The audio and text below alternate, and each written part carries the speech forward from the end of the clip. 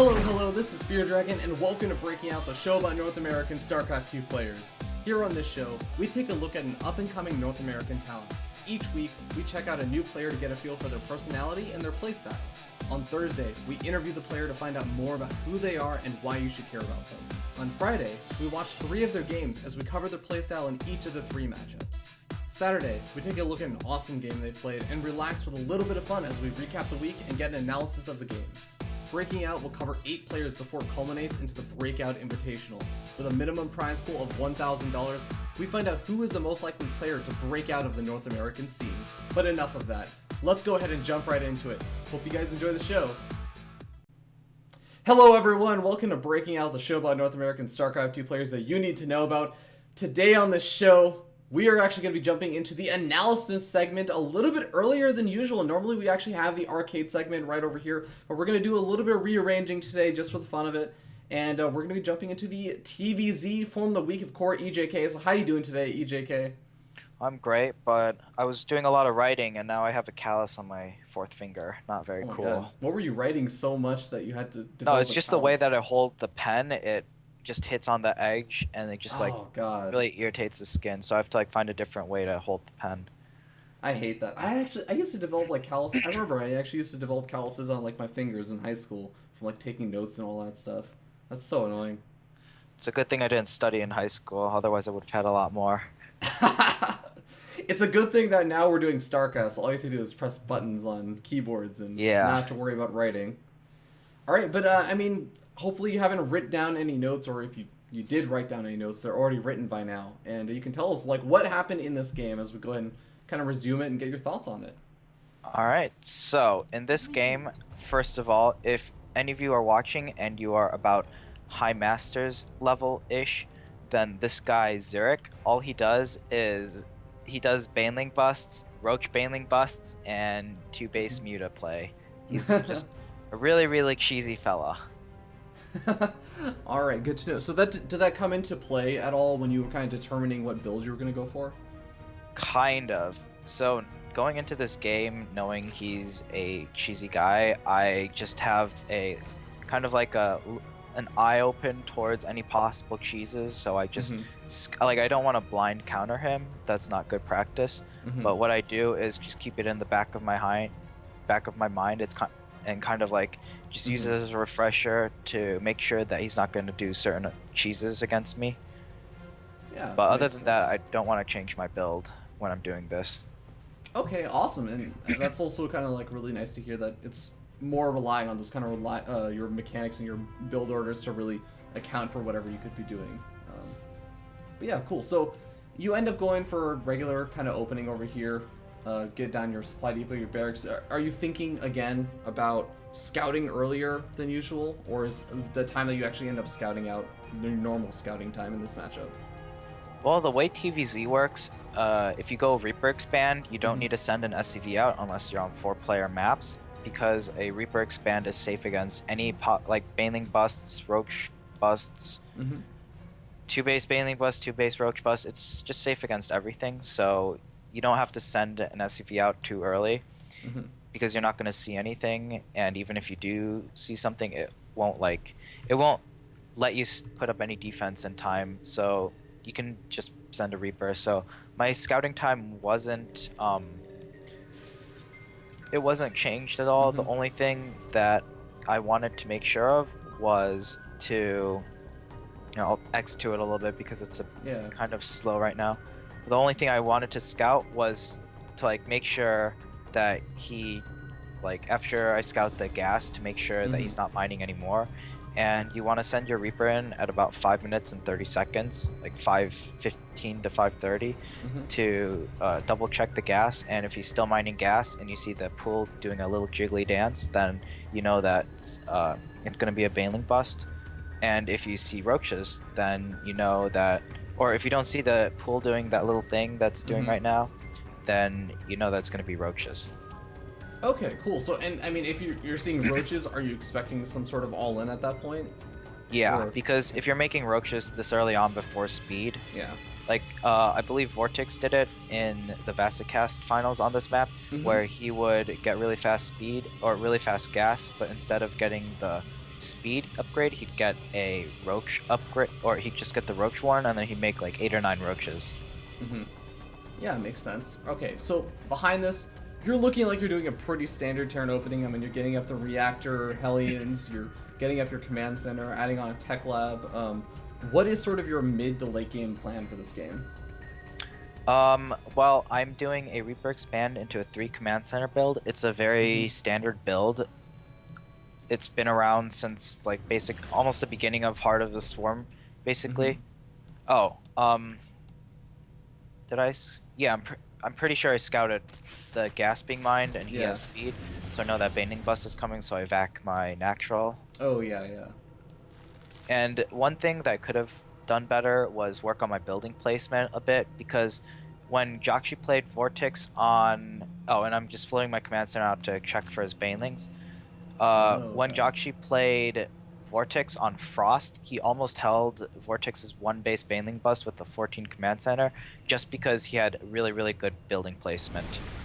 So that's something to keep in mind. Like, building placement works really well against this kind of stuff. Yeah, and I mean, the Banelings managed to knock down a lot of your, or at least your supply depot. They managed to get in, and you're losing a lot of SCVs over here. But I mean, honestly, you're actually controlling it relatively well. How are you feeling after this like whole thing is actually pretty much cleaned up? Well, it was a blunder to lose. Like, they should not have gotten in, and even if they did, I still would have had a chance to place down a supply depot. Like, I just didn't target the Banelings well enough, so I lost 5 workers because of that. But I have triple orbital, so I'm in a really, really good position. And it's like, or I'm gonna make a couple more Hellions now, and then just do like some counter pressure, because this is the time that the Zerg player wants to join up right after they made all those units, so that they can like get back to even economy with you. Yeah. So by doing like a Hellion push out, you're guaranteed to do damage by making him cut workers, or to force out army that he doesn't want, or to cut workers. Yeah, I said it right the first time. Yeah, cool. So, I mean, obviously this game has already been, like, maybe not the most standard opening, just because of the damage that he tried to do and everything, and he did manage to kill 5 SCVs. Do you feel like you have to change your game plan in those sort of situations? Like, or is there any sort of methodology that you use in how you adapt your gameplay after that kind of stuff happens? Nope, the only thing that I have to do now is... So, these Hellions, as well as doing damage, their primary purpose is to scout and obtain information, and as we can see here, I see both of the gas really fast. I see a bunch of Zerglings, I only see 1 Queen, so that basically tells me that it's going to be a Muta build, because you wouldn't build all these Zerglings. You could build Roaches if it was going to be a layer Roach, or a Roach speed upgrade push, which is also very common on this map. You take a gold base as a Zerg, and then you just crank out a ridiculous amount of Roaches. So yeah, like now I've ID'd his build, so I just have to make sure I have missile turrets up in time, and then I want to be playing somewhat defensive so that I can get my economy going. And at this point, I do have a much better economy than him, so it's really up to him to do damage instead of me. Got it. And I just yeah, that's scan just to be sure. Yeah, exactly. That's exactly what I was gonna actually ask about. So you see that the Spire's coming up, you're getting ready with the missile turrets and everything. You also have the double engineering base to run down. So are you basically just saying, feeling comfortable saying, you know, you'll get ahead with the upgrades and everything, kind of press advantages wherever you can? Yeah, and this is the standard build. I'm not changing anything. The only thing I'm changing is I'm building a lot of missile turrets, because I am really low. I only have 3 Marines, and he has almost 9 Mutalisks out, so I kind of built 2. Basically, you want to build 1 turret in your mineral lines, and then another at your production, like where the reactors and the tech lab is, to make sure the Mutalisks don't pick it off. But I built 2 more just to be safe, because I didn't have a lot of Marines at the time. Yeah, it makes a lot of sense. And I mean, your Hellions even kind of buy you a little bit more time, because the Mutalisks kind of end up chasing them down. I guess it's sort of the guaranteed damage for the Zerg player that they're going for.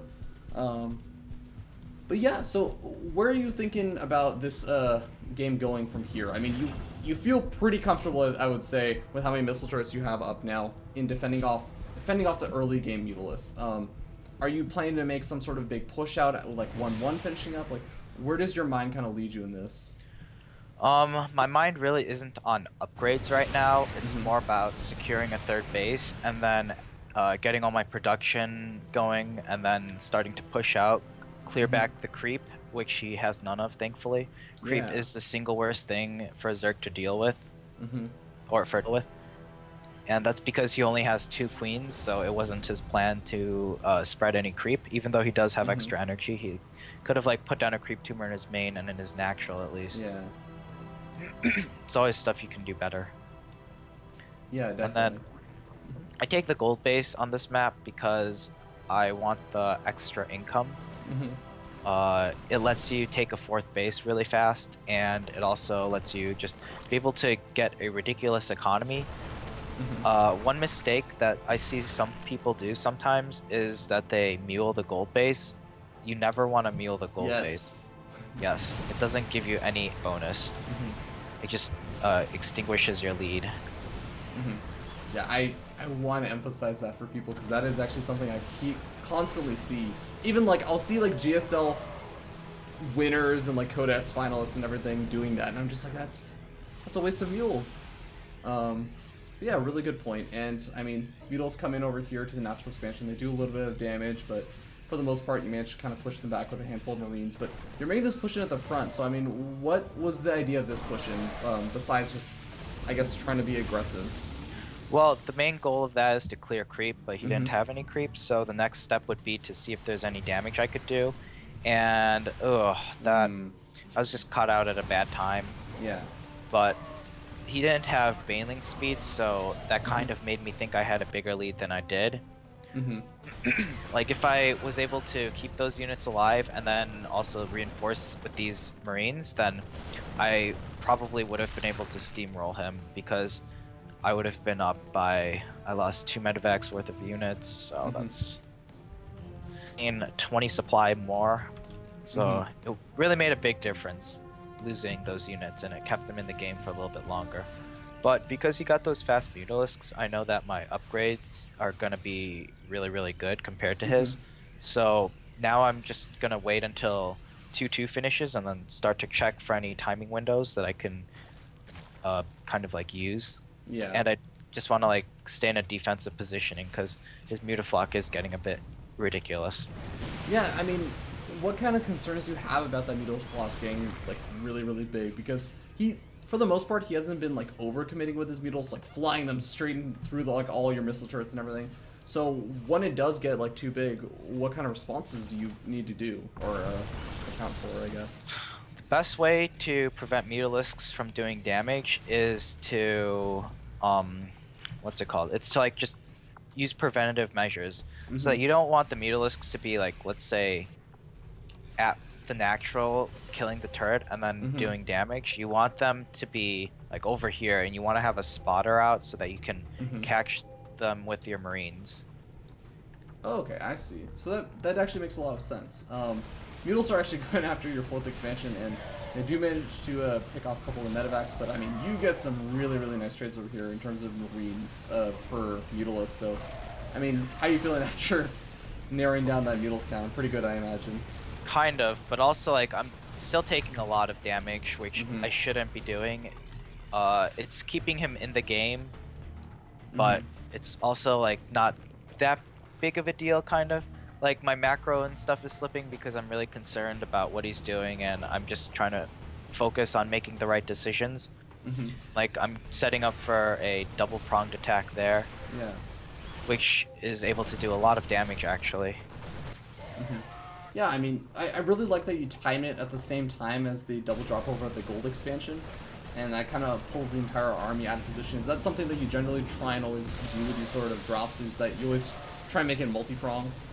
Yeah, every pro player does this. They might not do double drops, but they would do like, they send their main army into one place and then they split off just 1 medevac worth of units just to pull away units. But it's very difficult to time it up, especially if things are going on. I know Jakshi versus Vortex on Heavy Rain, he did actually mess up that game. He could have won it if he just like when he sent that drop off to scout that, or he scouted that base and then he sent a drop off. The drop came after his entire army was dead, so it was just really like mistimed, and it ended up costing him the game. So it's really important to line it up. Okay, fair enough. All right, so I mean, where are you thinking about this game going from here? Because it's starting to get to the late game, and we can see right now that Zurich actually has his infestation bid going up, and I don't think that you've seen that yet. But I mean, are you worried about Hive Tech at all? Like, when do you start concerning yourself with that kind of stuff? I basically have to keep an eye on his Mutalisk count, and I always want to be trading versus Banelings, because the more you trade against the Zerg's layer tech, the more he has to replenish it, so that kind of gives you an idea of how fast his Hive Tech is going to be. And even though I said not to drop mules at the gold base, I just saw myself doing that. And like you can see that it just really destroys any gold patches, and you want to keep them alive for as long as possible. But I was having some economy problems because I was trying to adjust to this game. So I was kind of like not doing my best. Yeah, so I mean, you end up taking like a very, very close engagement over here. I mean, I think that you, in the end, you barely managed to kind of push back this army. Do you think that, again, that was kind of just because of the damage that the Mutals have been doing earlier on, or anything else?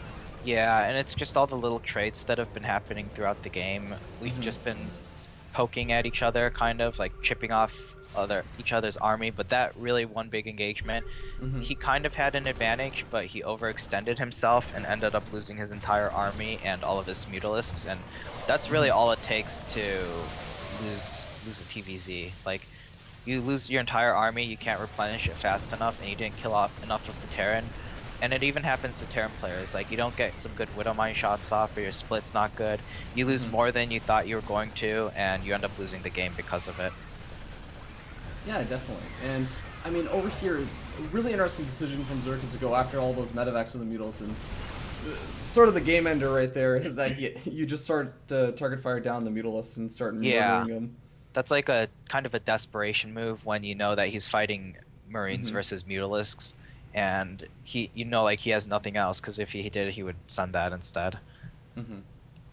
Yeah, for sure. Now, I mean, this game was a good example of you kind of being in a really good position after holding off like that early game attack, and kind of just maintaining that lead, I guess, for the most part. I mean, there were some times that I think you were saying you weren't getting like the best trades, but for the most part, you kind of like were maintaining that lead and doing some good damage, right? So, do you feel like you have to do anything specific when you are behind in a game? When you're behind, the only way you can win is to force it into a longer, drawn-out game where you have a better chance to trade cost effectively. So, if I was behind, then I wouldn't be able to do any aggressive attacks. I would probably just try to do some drops, and just try to like get my economy going so that I'd be able to first off get to a maxed out army and then replenish that army with the units that I want. Yeah, cool. And another thing that I notice is, you know, I sometimes see like occasional Marauders mixed into Terran armies against like Zergling, Baneling, Mutals. How do you know like how many Marauders to really mix in? Well, you can only build one Marauder at a time, right? But you really want to start mixing Marauders in when he gets his hive done. And if he had an Ultra Den, and if he's like transitioning into Ultras, you need to get a lot of Marauders out as soon as possible. But versus Muta Baneling, Marauders aren't that great. Okay, cool. And did you have any other kind of thoughts on the game? So this guy's clan tag is Spite, and if you take a look at his picture, it's Brute Spite. Yeah. It's just very funny, I thought. I remember chuckling about that also. I remember I was loading up the replay and thinking like, wait, Spite isn't like Mrs. Spite, like for Root Gaming Spite?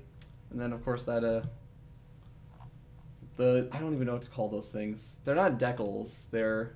No, I think they're decals. I call them decals. It's a Canadian versus like American thing apparently. I get made fun of it about that a lot. I thought the decals were like the things on the ground, like the little stars next to the hatchery and stuff, the craft. I think that also is considered a decal because like it's still in the same area. Yeah, I don't know, but anyways, we'll go ahead and call it on that game and move on to the next game, which is going to be our Zerg versus our Terran versus Terran. Yes, our Terran versus Terran. So we'll be right there in just a second. All right. Alright guys, we are back with the Terran versus Terran on Breaking Out for the week of Core Gaming's EJK. Let's go ahead and jump into it. And, I mean, EJK, go ahead and take it away with the replay. What were your thoughts on this game? Because it was a shorter game. It is. But it was an action-packed game. And a lot of micro involved. This is what I would consider to be, like, the embodiment of what I like best about StarCraft 2. It's not the big death ball armies, it's not macroing for 20 minutes and thinking of really good strategies, it's just straight up micro. And I believe we both did the same identical builds here, and I came out ahead just because I was able to micro in this situation slightly better. It's kind of like micro tournament. Oh man, and I mean Terran players, I feel like they just have this natural affinity to be good micros. I don't know if it's like a requirement for the race or it kind of is. It is. Yeah. When you're microing Marines in 2/3 of your matchups every game, it kind of gets like you kind of get used to it, I guess. Yeah. So I mean, would you say that most of this game like basically came down to the micro then? Yeah, because we're both doing identical builds, right? Yeah. So, like, how does one person end up with more units than the other person, right? Okay. Yeah, so, I mean, tell us a little bit about some of the choices that you make. Like, is there a reason why you like to open up this way in TVT? I know that a lot of players do like to open up with the Reaper openings. Reaper openings, this, and Gas First into Banshee openings are the three most common openers. Yeah. This is a very defensive build. It gets the command center out about the same time as the Reapers. And it just allows you to be a little bit more versatile, but it doesn't give you as much scouting information, but you can be a bit more aggressive with making these Marines. Yeah, and what exactly was with that 2 Marine plus SCV push out, which your opponent also did, and then you kind of just came out on top. And let's actually back it up and check that out again. So the idea behind this is he scouted with his SCV and I scouted with mine. We both know that we're going for a Reactor Marine expand based on the gas. Yeah. So a common thing you do is because since you make 2 Marines and then a Reactor, you can send out like your SCV and 2 Marines and then kind of do micro. And that's what he was trying to do, but I was also doing that as well. And I end up catching him out of position. I had the better positioning with the SCV at the watchtower. So I'm able to get like some free shots off on the Marines, and I'm able to get good shots off on the SCV as well. And he really shouldn't be engaging here. Against something like this, if I got the first shot off, then he really has to back up or else it's not going to go his way. It's kind of like just because like I've done so much damage already, and now he's just going to end up losing all of his units when he could. Like, it's a lose-lose situation, but he just didn't know when to cut his losses. Gotcha. And, I mean, you definitely do some nice little micro here and kind of keeping that other Marine alive, and you get out with literally both of your Marines, which is kind of impressive. Do you have any sort of tips for, I guess, aspiring Terran players or any players with that kind of early game micro? Well, that's just from micro tourney. I used to, or more from like my Brood War days. I used to play a lot of PvP. I played Protoss back then, and like it was 2-gate Zealot versus 2-gate Zealot, and it's just like pulling your units away when they get weak, and then like so that the units retarget the healthier ones, so you can have the weaker ones alive longer and dealing more damage. So it's just like pulling your units back and making sure they don't die. And like if the opponent tries to chase that unit, then he's not shooting, and you're the one still shooting with like other units or attacking with other units. So like if not to keep it alive, to just buy time. Yeah. Okay, that makes a lot of sense. Now, you start to move into like the later stages of your build. You get up the factory on the reactor, you get up a starport, what exactly is this opening intended to do? Or I guess I should say transition into like the mid game. This is a very standard build. It's where you just make 6 Hellions, and then you get a starport, and then you do, like, depending on what you scout, you get a Viking or a Medvac, and then you can easily transition into, like, to basically any build you want. Like, you have the Reactor Hellion to make, to go into mech, you have a starport if you want to do Cloak Banshees, or if you need a Raven. You can switch the factory with the racks and make a tech lab on the factory and go into Marine Tank. So it's just it gives you a lot of versatility, and the option I choose is to just do like a little poke with about 6 Hellions and a medevac full of Marines, just to do some damage and see what his unit composition is, so I know going into the mid game. Yeah, and one kind of interesting note is that you continue the Marine production for a little bit longer than your opponent. Is there a particular point where you just sort of decide to stop that? Yeah, it's now, because I have 8 Marines, and all I wanted to do was make 8 Marines. You usually cut it off at 6 Marines, and then you don't make the barracks if you want to, like, add on a tech lab or something. So like that's when you would only go up to 6 Marines. Or if you want to, like, get a Viking out and then a Raven out, you cut the 2 Marines, so you can get it out faster. Yeah, and why the Viking instead of the like another medevac? I don't need another medevac at this point.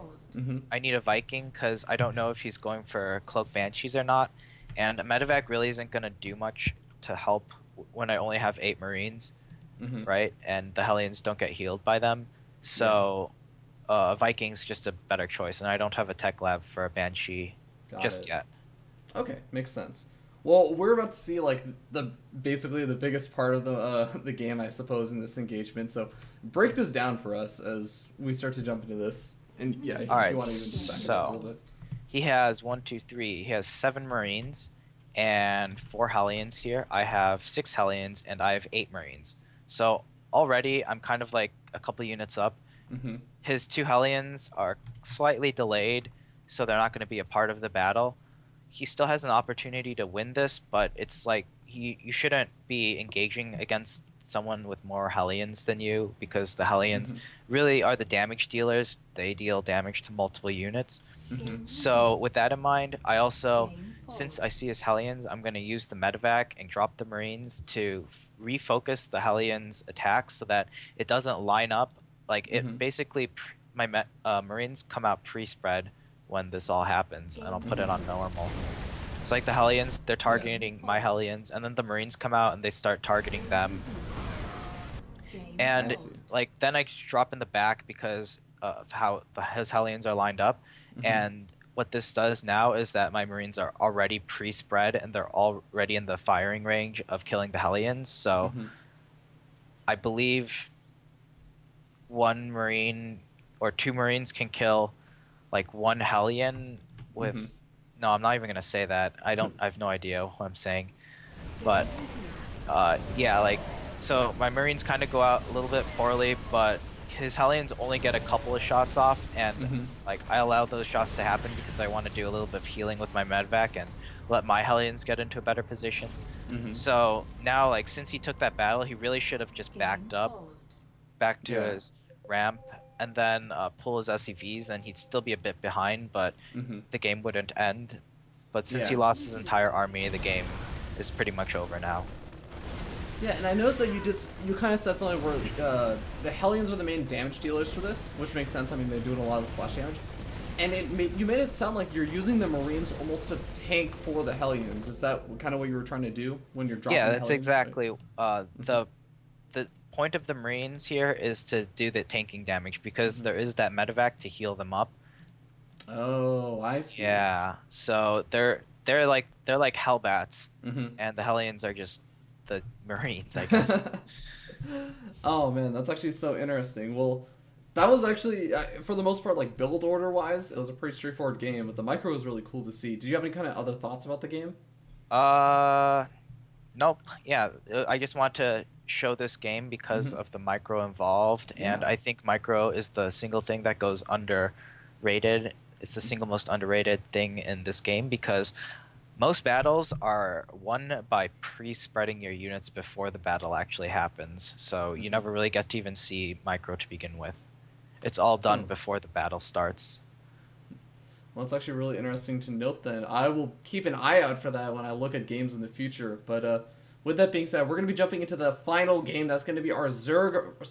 Wow, I keep saying Zerg. Terran versus Protoss coming up in just a couple seconds. Hello everyone, welcome back. We're going to be jumping into the final game. It is going to be the Terran versus Protoss. That is right, I said Terran this time, not Zerg. With Core Gaming's EJK. EJK, go ahead and resume the game and let us know what was going on in this game. Alright. Well, actually I have to refresh my memory a bit. I remember this game kind of, but I don't remember everything that happens in between. This game, it's on Frost. I think Frost is a good map for both Terran and Protoss. It's one of the more balanced maps in the map pool, in my opinion.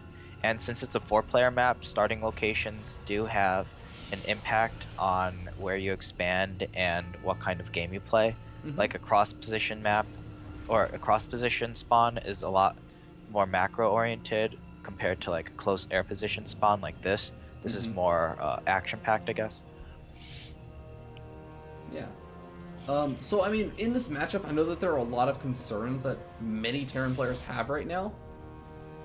Such as, I'm just going to say it, Blink Stalker all-ins, Proxy Oracles, just all kinds of random early game shenanigans that Protoss players have sort of been throwing out at Terran players. Are you concerned about any of those right now?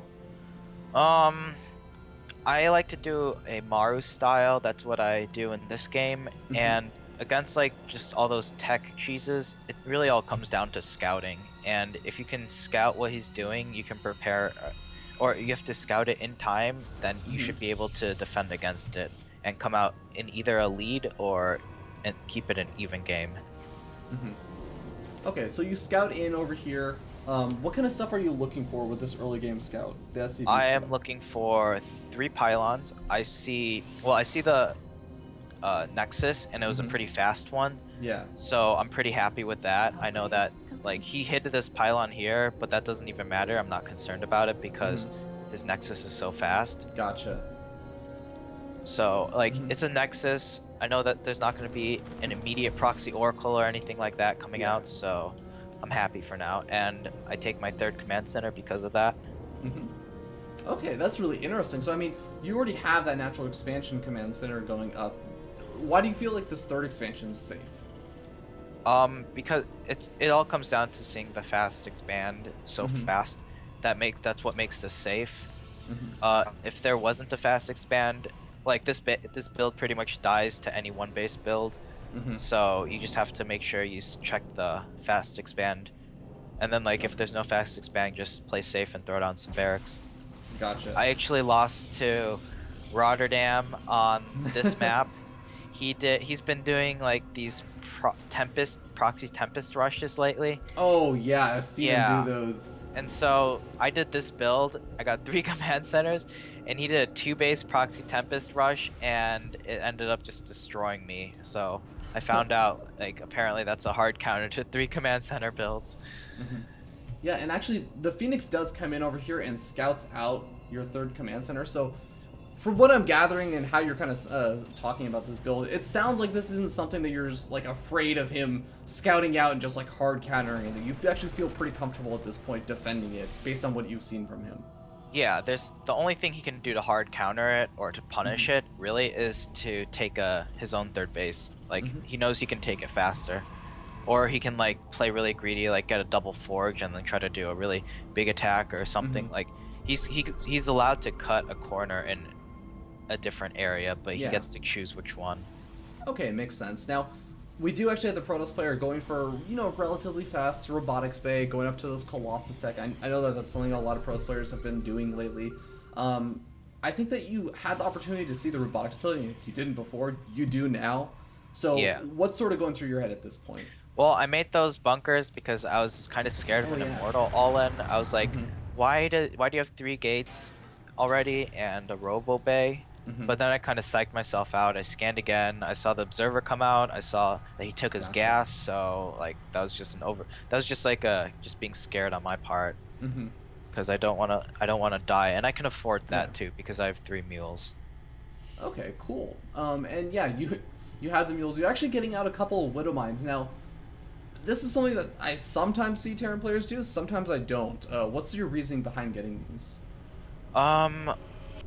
Let's see. It's basically just to force defense or to like find out where the observers are. So if I fly like this way, then if he like has a really fast reaction time, he's either A, a map hacker, or B, he has legal map hack right there, like an observer, or C, he has a pylon already here, and I'll be able to like clear that out later on.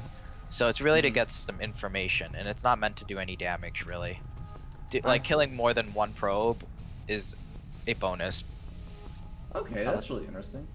And I really like what you do over here with kind of the split up of Marines, and I understand like the Marine being sent down along the right hand side, as well as actually the medevac, and you also have the army moving down. And if you want to really quickly pause it, like what's the purpose of snagging the Xel'Naga watchtower? I mean, what information do you get from that?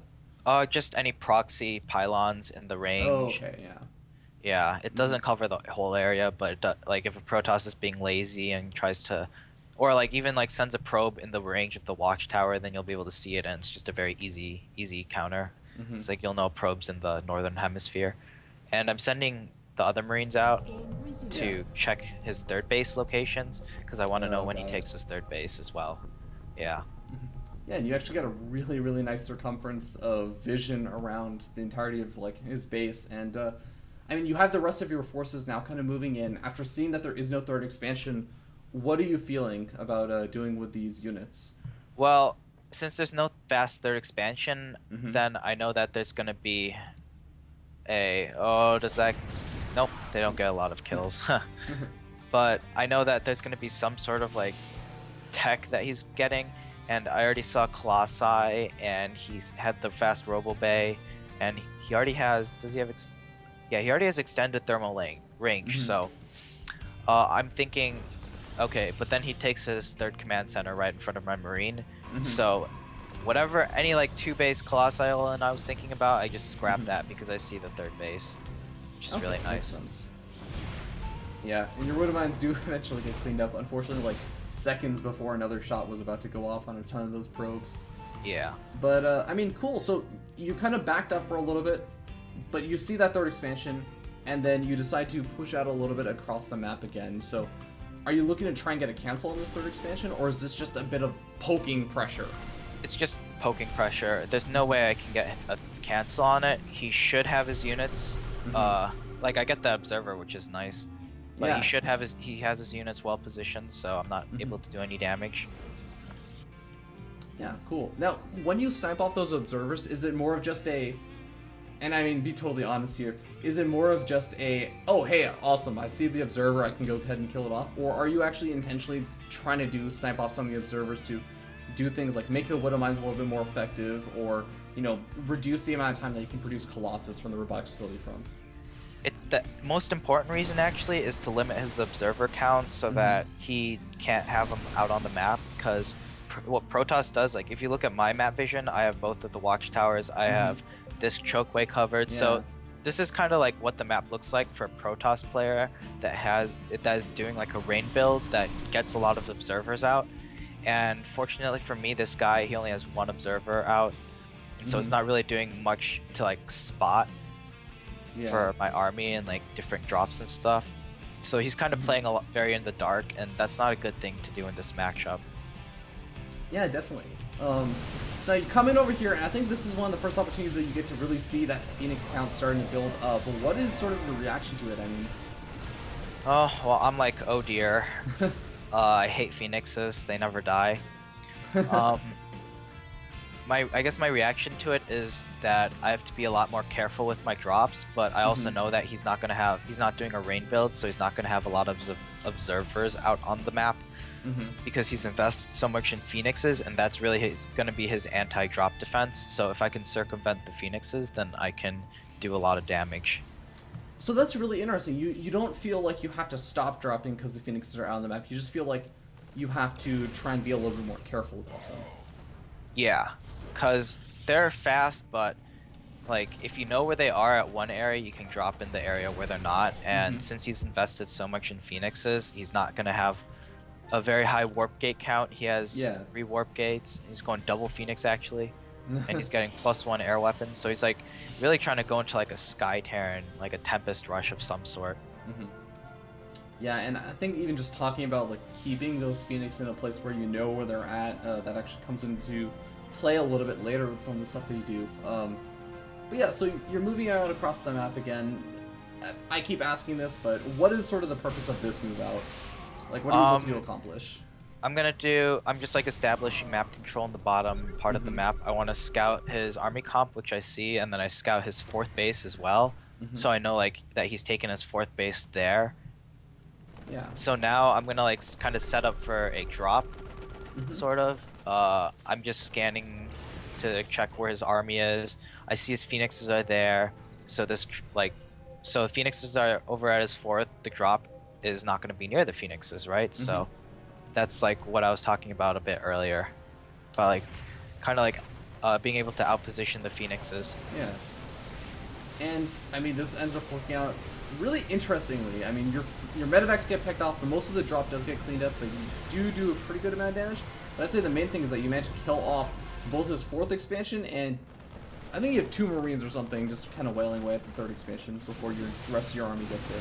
So would you say that this is definitely a worth it trade? Yeah, because if you look at the income tab, his income is gonna like just go down, and he's not gonna be able to replenish this army, whereas I am getting my 4th base and I still have 3 bases fully mining, so I'm gonna be able to replace this very easily. Definitely. Now, are you concerned about this big counterattack that's going to be swinging across the map?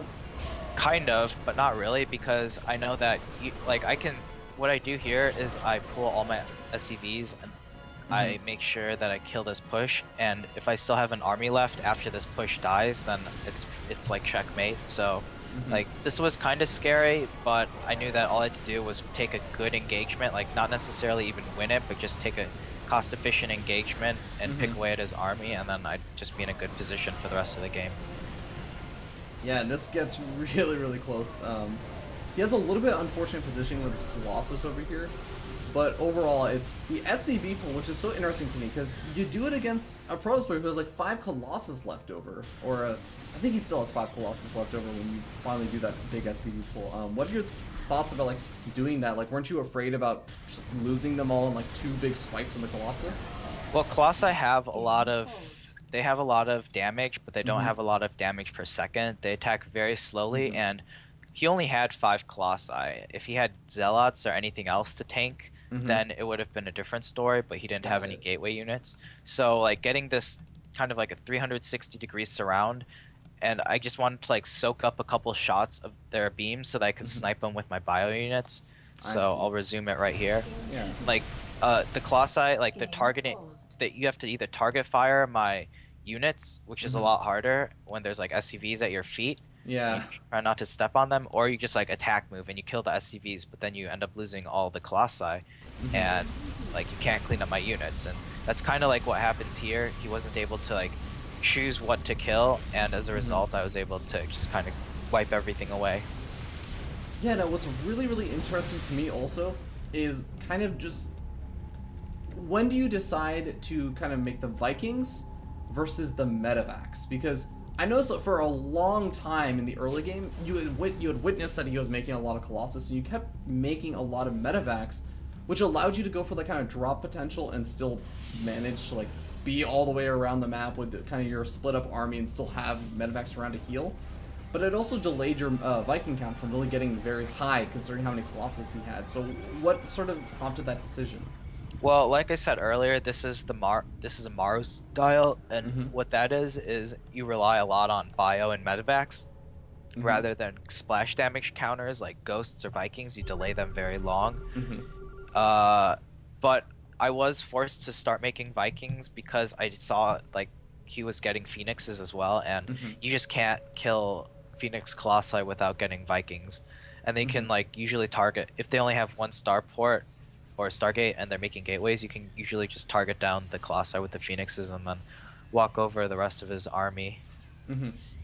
Okay, fair enough. Well, after that whole engagement, you are relatively even on worker counts, but I mean, you do actually have that fourth expansion now kind of finally established. Are you feeling like the game is relatively even, or do you feel a bit ahead at this point?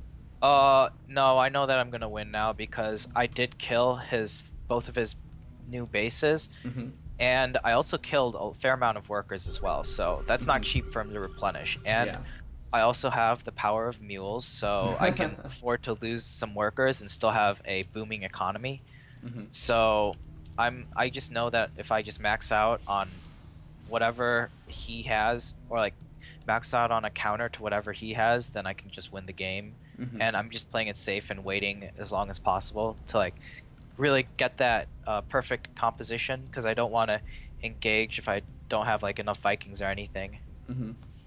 Yeah, and what sort of prompts are you looking for to actually move out and try and take the big engagement? Are you just waiting for a big max out? Or are you waiting yeah, for I'm just waiting to max out. And I'm like maxing out on a bunch of Marines and Vikings essentially. Yeah. So it's like not even a fast max out to begin with. Or I mean, it's not a slow max out to begin with.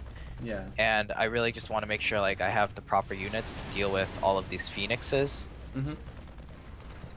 Okay, yeah, makes sense. And are you at all concerned? Because I know that during the last engagement, what ended up happening was the Phoenixes managed to take out a lot of your Vikings, as well as, I think, yeah, most of your Vikings ended up kind of falling during that. And there was still a decent number of Phoenixes left over. Are you not really concerned about the like situation where Phoenixes are left over to clean up your army? I was. That's why I made a lot of Marines, because if I can kill all the Colossi, then there's not going to be anything that counters the Marines, and Marines counter the Phoenixes.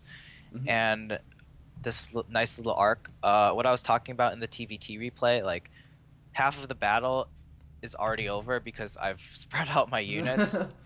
So like that's one of the flaws of having just big fights like this is, and like how the engine works, you have to like spread out your units like that or else you're gonna lose. Alright, well, we can see that Tenser's over here not really super well spread out in that regard. But his Phoenixes are doing some nice work. They're kind of doing lifting up, but after you clean up the ground forces, it's just really not a whole lot he can really do. Yeah, like I only have, what is that, like 12 Marines here, and he has 9 Phoenixes, but I also do have a lot of Vikings as well, to be honest. But yeah, like you don't need a lot of Marines left over. And I also have a few medevacs as well, so they're going to be healing up really fast. And yeah. GG gets called, a couple of Manor Mules drop down. So I do want to ask really quickly about this bottom left-hand expansion. So is this just sort of a cheeky, I'm ahead, so let me go ahead and just take a hidden expansion for the heck of it kind of thing? Or is there a little bit more reasoning behind this? It's just going off of the premise of if you're ahead, get farther ahead, and I was ahead economically. I had a bigger army as well, so why risk that by just putting all my eggs in one basket and having it like all in one army and having to win the game from there? Like, so by taking that hidden expansion, I not only get up another base, I'm essentially double expanding. I'm also just establishing my lead even further, so that if I do lose my army, I will have an economy to, like, I'll still have a better economy than him and be able to remax out faster. Yeah, cool. And one other thing I wanted to also touch upon was I think that if we actually just like back up like I think 15 or 20 seconds, you actually push in right before 3-3 ends up finishing. Oh, that was a mistake. Okay, I wanted to ask if that was like a mistake or if you felt pressure to try and hit because you were close to maxed out and you wanted to make sure that like the Protoss player didn't get a chance to max out. No, I knew that I would be able to max out faster. You're lagging out, by the way. My StarCraft literally just crashed for a second. Ugh, scary. Alright, we're okay. We're okay. So yeah, go ahead. I guess upgrades weren't really that important. What's more important is hitting him before he maxes out and when I'm maxed out. So like upgrades just don't do that much of a good job against Phoenixes and Colossi. They're better against gateway units. Yeah. And what does he have? He still only has 3 gateways, so. Yeah, he has under 15's like gateway units in this army. Yeah, so he's really pushing Phoenix Colossi to another level. Yeah. Okay, so that does make a lot of sense then. But yeah, I think that was like most of my thoughts on the game. Did you have any other thoughts? Nope. It's all good. Alright then, well, as we kind of witness this final engagement one last time, we'll not get tired of Manor Mules. It's still like one of the most funny things in the game to me. We're going to go ahead and jump into our final little segment, which is going to be the Pure CTF segment, so don't go anywhere. We will be right back. Hello everyone. Welcome to Breaking Out, the show about North American StarCraft 2 players that you need to know about. Today, we're jumping into the fun day episode, the awesome day episode, where we're going to be jumping straight into the Pure CTF segment of the day, as we are joined here by a ton of really awesome guests. Say hello to everyone, including EJK, who's like hiding for some reason. I don't know if you could see that. I tried to draw a picture on a piece of paper. Oh, okay. Well, we actually missed it. You can show when I introduce you. You, Core EJK. How you doing today, man? I'm good. Hi. You're not gonna show the picture? I should say more. Are you gonna show the picture? You said you had a picture to show us. Can't see it. That's just a face. Just raise it up a little bit. Raise it up a little bit more. Oh yeah. Oh, okay. Guys, don't you know that SpongeBob? It's the best drawing of him ever. It's SpongeBob. It's a square too. Pretty sure he needs teeth. He has teeth. He has 2 teeth right there. Right there. He has great dental. It's beautiful, man. Yeah, great dental. It's beautiful. Great dental. Think Obamacare. All right, and of course we have Curran TV back on the show. How you doing today, man? Pretty good as always. I'm curious, what's your win rate in Pure CTF right now? I've only won like one game, I think. Oh, last week. Wow, you put us with the losers? Are you serious? Alright, I'll carry you, don't worry. We have T-Bass from Team Deimos. How you doing, man? Good. Alright. Helps run Team Deimos and also the DETL. Curran, by the way, also and a great observer, best observer in North America. And of course, next up we have Brandon Mutarin. I don't even know what you're going by anymore. But how you doing, man? No, yeah, Mutarin's fine. I'm doing pretty good. I haven't done any of the StarCraft stuff for a while, so we'll see how this goes. Yeah, you're big on Magic the Gathering now, right? Yeah. Ex-commentator for StarCraft 2. Well, I don't really know an X. Like, I still do it every once in a while, just not very consistently. Do you hashtag StarCraft dead game a lot now? I don't even know what that means. Is that a Magic the Gathering is getting all of the viewers on Twitch now, so I don't know why it was. It's pretty explosive right now. A lot of people are playing it, and it's very exciting. So you should play too. Yeah. Person who's watching. And of course, our final guest is going to be Master Dalek, admin, caster extraordinaire, talk show, host of ST2 Up and Coming. How you doing today, man? I'm doing good. I hope I do well. This is my first time playing, and also I played like Osu for about 30 hours in the past 2 days, so my wrist is a little messed, but I think I can power through this. All right, man. We'll just take it easy. You have teammates to carry you, okay? Yes. But I think that we are ready to get started. We also have 2 more people. Actually, one of them on the call. How are you doing? I don't actually know your name. This is a bit of an awkward moment. Zeus JPEG. Huh? You are Barcode. Okay. I'm the Barcode. You are the Barcode. You are every Barcode. Yeah, every Barcode is the same person. We've established this. Alright, well, we are actually just going to get started then. Is everybody ready? Yes. Yes. Alright, we're going to be resuming in 3, 2, 1, play! So again, guys, for anyone tuning in for the first time, this is just pure CTF. You blink out of your starting zone, and then you go capture their flag. And you can fire shots by left-clicking. Boom! You know the entire game. I should team. Alright. And there's team attack. There's team attack on. Oh, that's something important to note. Okay, we literally just had both teams run to the opposite side. Freaking base trade. Oh wait, how do I kill you so badly? Okay, oh God, let's go. God. Sphere Dragon, we gotta go protect Kieran. Oh, get the flag. I dropped it. You gotta get the flag. You have to get the flag. Get the flag. Okay, I got the flag. Ah, shit. Okay, I returned it. Oh, God. Okay. Oh. It's a double return. That was the most weird start to a pure CTF game I've ever seen. Oh shit. Listen, Confused. guy. I'm Why confused. didn't you just go? Oh, there's a Exactly teleporter, what by How the did way. this happen? What? Oh man, they're gonna get the flag. Come on, come on. All we have to do is get like one flag and we're good.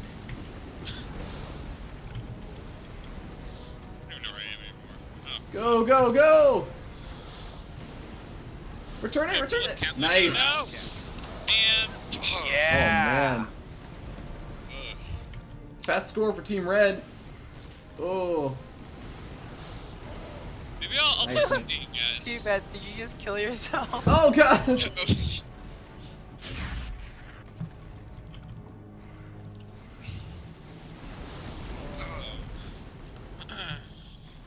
How do you do that sniper Alright. thing? Is that Oh, it's R, R. It's R. It's R. Oh, it's R. Oh. Did I just tell you how to do that and then you killed me? Yeah, I told someone else. And they just, Ah! That's what you get for helping the other team, man. Oh man, that guy. Oh my god, what? I got triple teams. Oh man. Man. Look at this, guys. Come on. what the? Oh, Oh. get Come wrecked, on. EGK. I invite you to the game and you kill me? What's wrong? That's so rude. Oh, what? I know. The So grenade yeah. hit me. Get out of here, Fair Dragon. Oh my god. No! We need to get that flag. Oh my god, I got hit by... Nice, nice. It's like There's that. another one going. There's Oh my nice. Whoa. God. Oh my god. Number one defense. Just gonna say. Oh no. Right? Oh man, look at this. Oh my Get god. EGK, get EGK. Come on. Oh. Did you pick Wow. up the flag or did they score? I'm dead. Oh, they No, they're going scored. for the It's 1 to teleporter. 1. The score's at the bottom. I'm going here to the teleporter. I'm Guys, going the here where flags it in the goes. center. Flags in the Flag, center. get the flag. Get the flag. Ah, crap. Ah, damn Good it! job. Oh my god, both the flags are just sitting out there. And they both got returned. Jeez. This is such Oh. a weird game. We're just too pro. No, Arcane or whatever your name is. Oh my god, I Ah, shit. That was solid. That I was solid to you guys. disagree. Oh, Go away. Denied. that was an epic battle. Oh god, oh god, oh god. Whoa. Oh yeah, there's Blank. I forgot about that. Oh my How are you god. even getting out of your Damn base? God, this ability that I need to do anything in this game, I Oh. forgot about it. Oh, oh, man. You suck up on me, Curran. It's okay. I got you. Oh, I hit the wrong button. I thought E was shoot for a Oh. second. Ah, God. shit. Wow, 3 people can't kill me. Oh, just kidding. So many bullets, so many bullets. Oh. Oh god, I ran straight into those. Oh shit. By the way, Sorry, if, Curran. if, I was gonna say. there's a okay. timer on this game, so basically at the end of the time, the team with the most points obviously wins, but if it's a tie, then it goes into a sudden death mode, which is basically just like, Oh, you have 1 life, and it's whoever has the last man standing. Oh, that predicts. Oh crap. I tried to use the laser. No, Remy! Ah, jeez, that Oh, grenade! That That range! predicts. Oh my god. Man, so much downloading. All these guys with high-speed internet. What? Oh, Ah, I suck. Oh my god.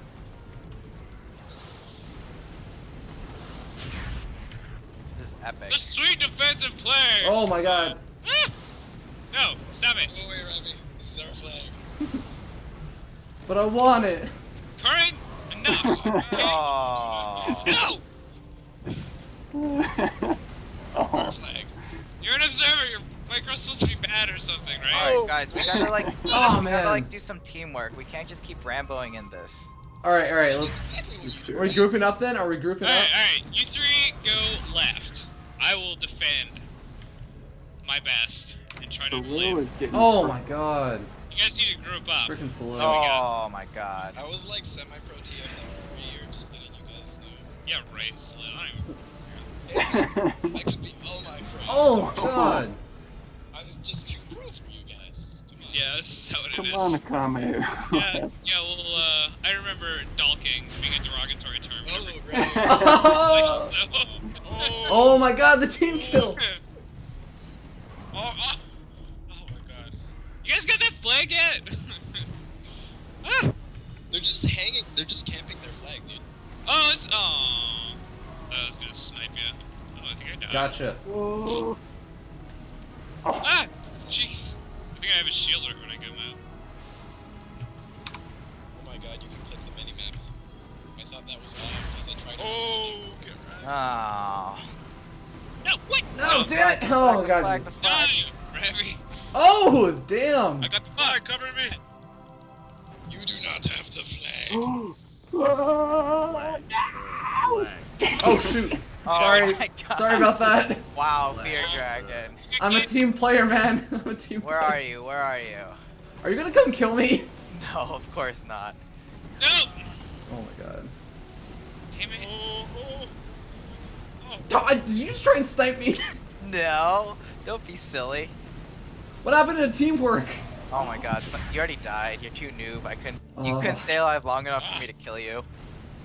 Hey, I'm a survivor, man. I survived for a while. Where are you? Where are you? What the hell? You are not going through that area, Soil. Oh, no, it's someone else.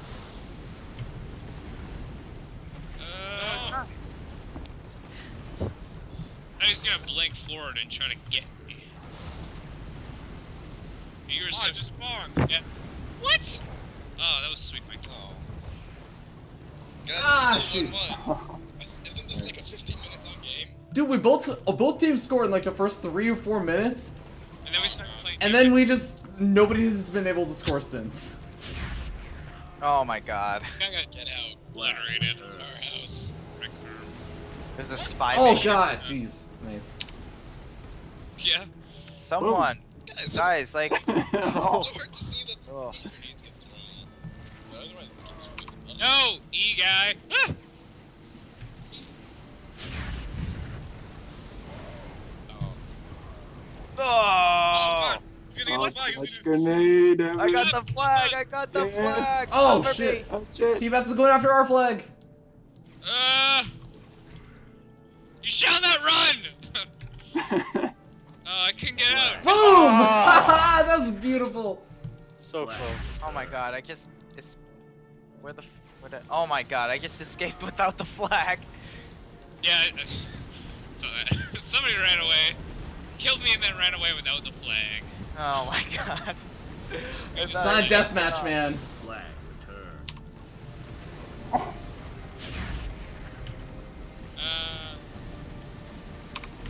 Oh, jeez. Freaking playing Toho right here. Oh, jeez. I'm sorry, Alright. Barcode. I almost killed you, but I didn't. 2 I minutes. saw that. Did I just die again? So what happens if there's a tie? If there's a sudden death, then it goes to a death match, basically, like where everyone has 1 life, and the last man standing wins. Okay, let's just group up and then, use teamwork and kill. Oh my god, it's like the battle of the snipes. Oh, gotcha. Ah! All right. Damn it. That awesome moment when you don't even actually manage to Someone just successfully killed blink me. out. Barcode. Oh, Barcode. God, I've liked Barcode. this. Wow, that grenade range is huge. I know it's enormous. It Oh is my God. ridiculous. Oh my god, I'm almost gonna get. Just kill get into the teleporter and we can help. Oh! shot me again. Who was that? Get into the okay, Good go, job, go, go, go, go, go, go, go, go. Quick, you have 55 seconds. current, get There's current, no get current. room for mistakes. I got you covered. I got you covered. Leg. I got you No! covered. I'm Keep delaying going. him. I'm delaying him. Keep Oh, going. oh my God. Go! Yeah. Boom! Okay, 40 Oh, I think that's seconds. GG, son. I think that's No. GG. Game. You can't even Oh, shift what? click or anything, which is so silly. Oh man. No! Nah! I could have blinked and lived, but I didn't. My hubris was the best of me. I I wanted to got save sniped it. by my own teammate. Uh-oh. EJK, where are you? No! We won in spirit. I don't think that counts. Oh, come on. That was That's the, not that was the I had to intense play. one right there. I had it. Oh. Alright guys, well that is going to be it for the Pure CTF segment. Red team wins with EJK, Current TV, Akame, and wait, EJK again. Oh wait, sorry, I'm the last person. So I was like, oh, I didn't know. I won. I didn't realize this. But guys, thank you so much. We're going to be jumping into the well actually, yeah, we're going to be jumping back to just a screen with EJK and myself as we kind of close up the show. So guys, thank you so much for tuning in. Don't go anywhere. We'll be right back. Cue the music. Hey guys, welcome back. I hope you guys enjoyed that arcade segment of Pure CTF with a bunch of our guests. It was a ton of fun to have. And I mean, it was a pretty close game for the most part. But we did end up having the final score toward the end. And with that being said, that's actually the last little segment of the show. And that's actually going to close out the week of Core Gaming's EJK. Evan, your week is closing up. Do you have any kind of final thoughts or shout-outs that you want to do? I guess shout out to all the people that I play games with. Without them, I would just have to rely on ladder, and that kind of gets boring. I think there's too many of them to name individually, so you know who you are if I am shouting you out. And then I guess follow me on my YouTube channel. I make I guess how to describe it, kind of like day 9 dailies for Terran users only. I recently just did let me just double check. Yeah, it was like almost a 3-hour video. Wow. Yeah, on an analysis of the Vasicast Invitational. It was like 3 best of 3 TVZs, Vortex versus Select, Vortex versus Jockchi, and then Vortex versus MMA. So yeah, I do those, and I try to put them out on a regular basis too. Yeah, and I mean, those are almost daily or actually daily content that you actually put out? Right now it's once a day, but I might get a bit lazy this week. Like that was a lot of analysis, so I might take like a couple days off and then get back to it. Yeah, it also depends like hours. when the games are going on too. Yeah, of course. But guys, definitely go check that out. That stuff is actually really, really informative and really, really awesome to go ahead and just learn from. But I think with that being said, I will say that any of the links and everything that EJK was just talking about, they are actually sitting in the Twitch chat. If you go ahead and just look it over in the Twitch chat, it's probably been posted already.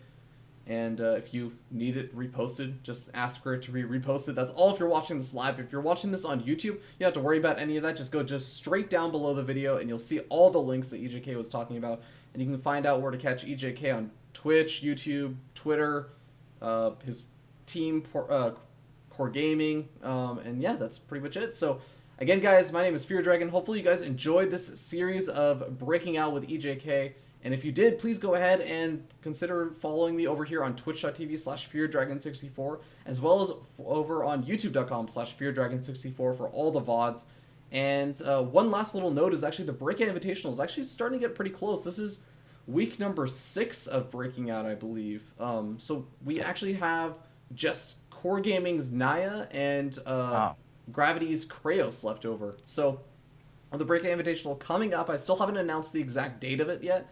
But we already have, I think, something crazy like a $1,700 prize pool. And a lot of that is in thanks to people like you guys who actually donate to increase the size of the prize pool. And you guys can actually go ahead and donate if you just click the Breaking Out button down below the video on Twitch. Then you can just go ahead and donate however much you want. Even if it's $1, we highly appreciate it. It gets split up amongst all 8 of the players depending on how they place in the tournament. But yeah, that's actually going to be it. So thank you everyone so much for watching. It's been an absolute pleasure to have you, Evan. And you stay classy, San Diego. That was the original line from Anchorman. Oh, okay. Well, we're gonna close out on that then. Have a wonderful night, guys, and you can say the line again. Stay classy, San Diego.